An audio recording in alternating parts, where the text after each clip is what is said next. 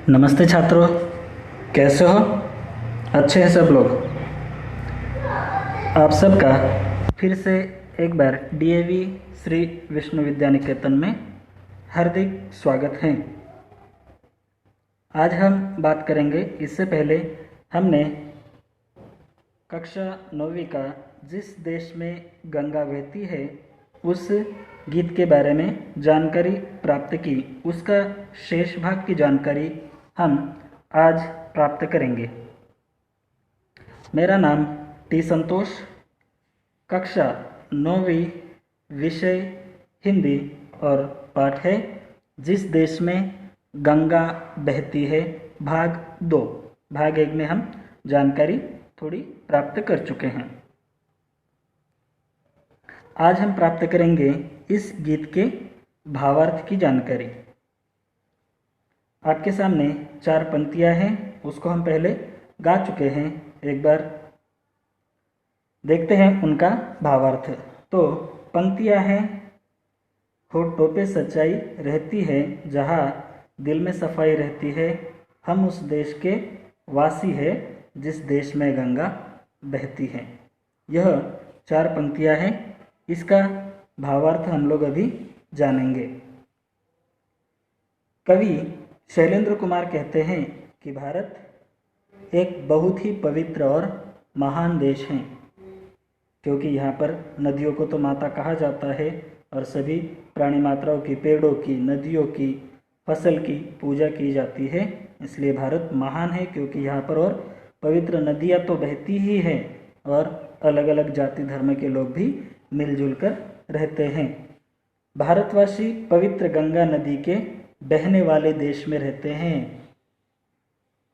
जहाँ हम रहते हैं वहाँ पर पवित्र नदियाँ बहती है और सबसे पवित्र मानी जाती है गंगा। हम उत्तम गुण वाले और सहृदय व्यक्ति हैं। हम सब लोग कैसे हैं? सहृदय और उत्तम गुण वाले हैं। हम एक दूसरे से प्यार करना जानते हैं।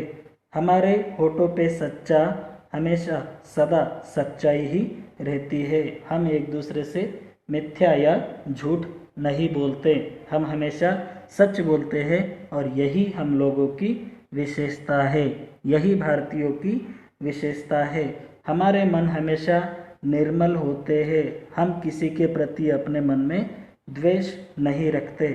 हम अपने दिलों में हमेशा सच्चाई तो रखते हैं और सबके लिए पवित्र भावनाएं अपने दिलों में रखते हैं। हम हमेशा एक दूसरों की भलाई चाहते हैं। हम किसी से बुराई या किसी की बुराई हम चाहते नहीं है। हम हमेशा अपनी और दूसरों की भी भलाई ही चाहते हैं और उसी के बारे में हम सोचते हैं। चाहे दूसरा कोई व्यक्ति हो, वो हमें हानि भी पहुंचा रहा हो, तब भी हम उसकी भलाई के बारे में सोचते हैं। और यही एक भारतीयों का विशेष गुण है। यही भारतीयों को विश्व में सबसे अलग बनाता है और यही भारतीयों का विशेष गुण है। यही इन 4 पंक्तियों का भावार्थ है। देखते हैं अगली 4 पंक्तियाँ। मेहमा जो हमारा होता है वो जान से प्यारा होता है, ज़्यादा का नहीं लालच हमको, थोड़े में गुजारा होता है। इसमें इन 4 पंक्तियों में कवि शैलेंद्र कुमार जी बताते हैं कि हम भारतवासी कहते हैं, कैसे हैं कि हम भारतवासी मेहमान जो होते हैं, जो अतिथि होते हैं, उनका सत्कार करना हम अपना परम कर्तव्य समझते हैं। कोई अगर गेस्ट अतिथि अपने घर में आता है तो हम उसका पूरा अतिथि सत्कार करते हैं। हम अतिथि को भगवान के प्रतिरूप समझते हैं। इसे पवित्र और अपनी जिम्मेदारी भी हम समझते हैं। अतिथि का सत्कार करना ये अपना कर्तव्य है, ऐसा हम लोग समझते हैं। इसलिए हम अतिथियों का परम सत्कार करते हैं। ऐसे महान कार्य करने में हम कभी पीछे नहीं हटते। अतिथियों का सत्कार करने के लिए करने में कोई भारतीय पीछे नहीं हटता है। हमेशा अतिथियों का सत्कार करने के लिए हम भारतीय आगे रहते हैं।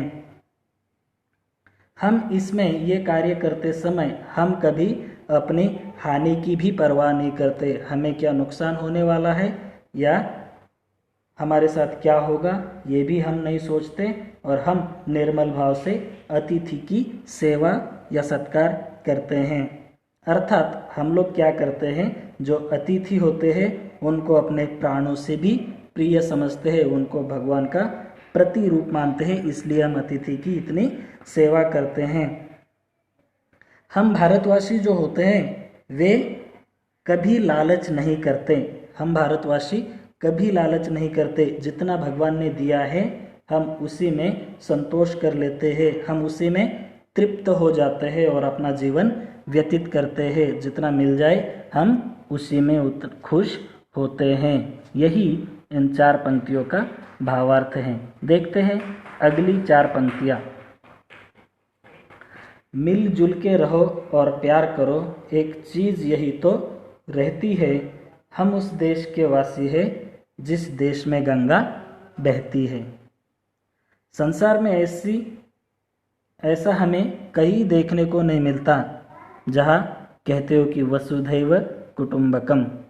हम अनेकता में एकता की भावना रखते हैं, और भारत की वही विशेषता है कि यहाँ पर बहुत सारी अलग अलग जाति धर्म के लोग हैं, जैसे हिंदू, मुस्लिम, सिख, ईसाई, बौद्ध, जैन, लेकिन फिर भी हम लोग भाईचारे बनाकर रहते हैं और एक दूसरे के साथ हम हमेशा एक दूसरों का साथ देते हैं।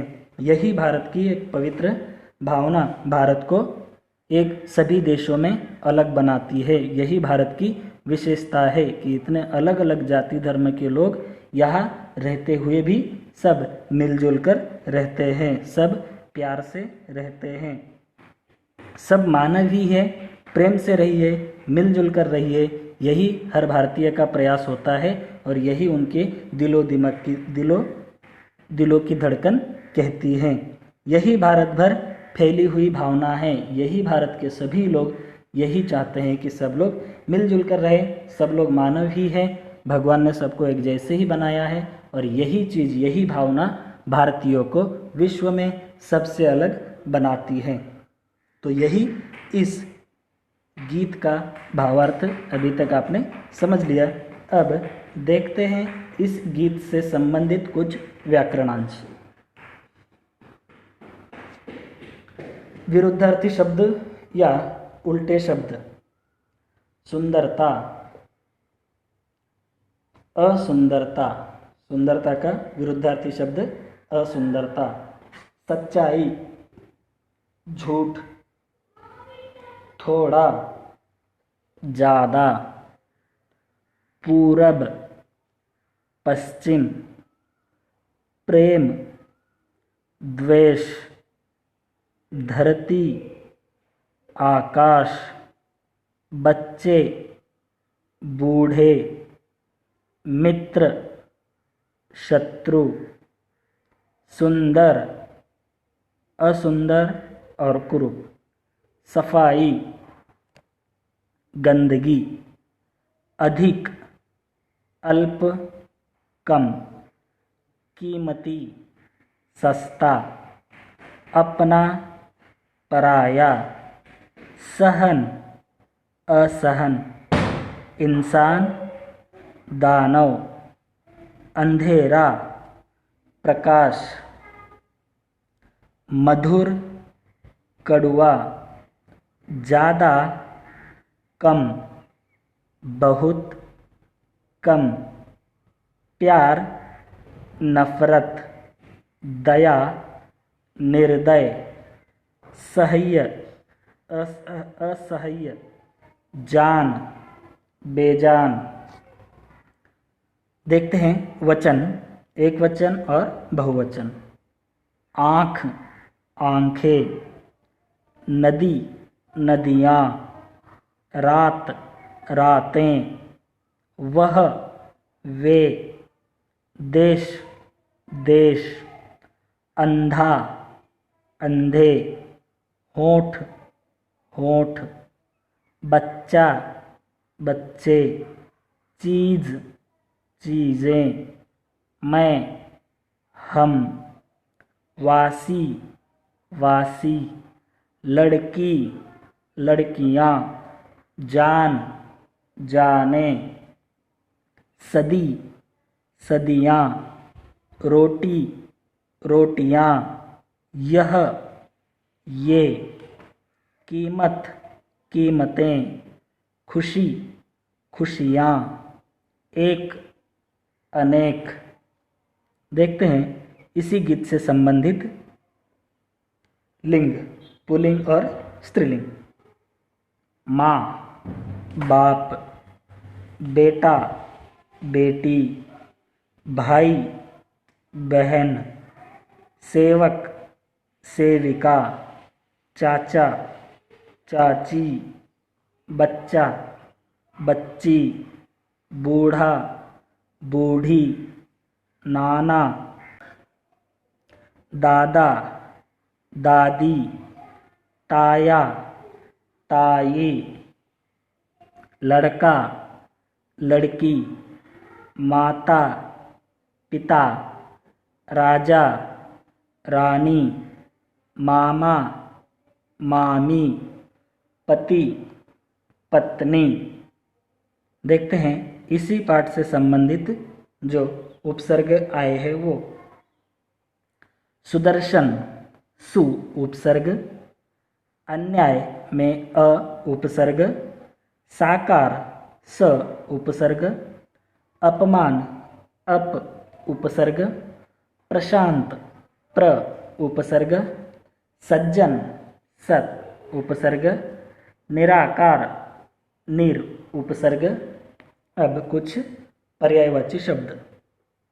होठ, ओठ, ओष्ठ, मेहमान, अतिथि, चीज, वस्तु, माल, लड़का, बच्चा, बालक, दिल, हृदय, कलेजा, इंसान, आदमी, नर, धरती, पृथ्वी, जमीन, भूमि, देश, राष्ट्र, लालच, लोभ, दुराशा, प्यार, प्रेम, मोहब्बत। इस पाठ में बस इतना ही। मिलते हैं अगले पाठ में, तब तक के लिए धन्यवाद।